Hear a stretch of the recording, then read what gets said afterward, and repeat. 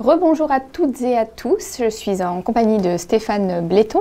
Alors Stéphane, c'est vrai que ces derniers mois, on a vécu une période particulière, voire compliquée, et aujourd'hui on se retrouve lors d'un événement incontournable, le CX Paris. Et en fait, Nice a choisi de s'adosser à cet événement pour questionner le public au travers donc d'un baromètre qu'on a appelé le CX Insight. C'est une opportunité de s'interroger tous ensemble, de savoir l'on situe, c'est aussi une occasion d'apporter, je dirais, un regard différent et d'appréhender ce qui va se passer sur les tendances du marché.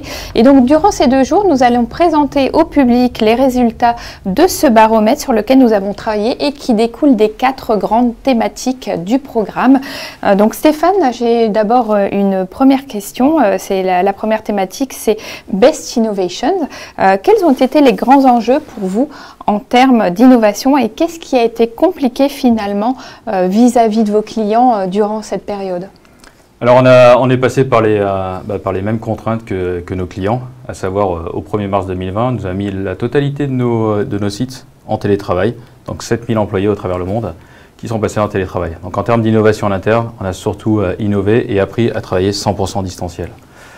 Mais surtout en termes d'innovation, on a mis notre innovation à la disposition pour aider les entreprises, pour aider nos clients, tout comme les entreprises ont aidé leurs clients finaux.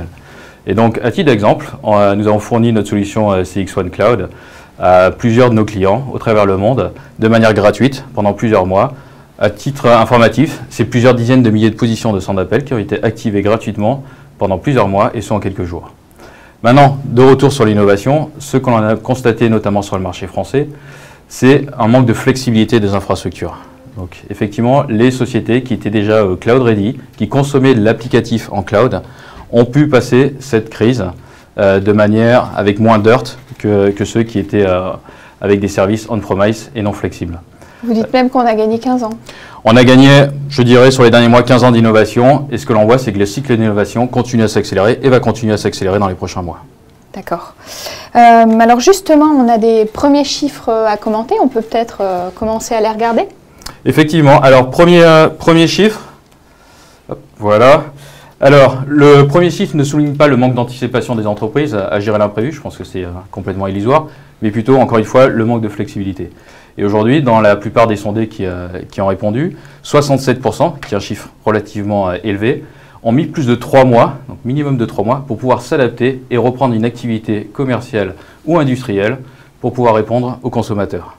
Intéressant. Donc, vraiment, voilà, celles qui ont consommé du cloud étaient déjà présentes et dans le sondage, on le verra un peu plus détaillé si vous le souhaitez, que celles qui consommaient du cloud ont pu répondre en moins de 3 mois. On retient ce chiffre. Le second chiffre.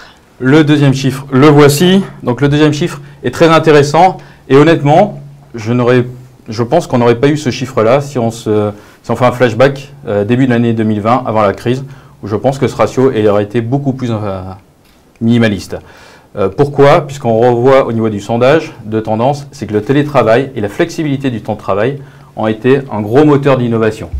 Et aujourd'hui, si je regarde par rapport à nos clients et les discussions qu'on pouvait avoir en 2018, 2019 ou même 2020, on avait des freins qui étaient énormes en disant le télétravail, ça ne marchera jamais, la flexibilité du travail, ce n'est pas possible et on va avoir une chute de la productivité.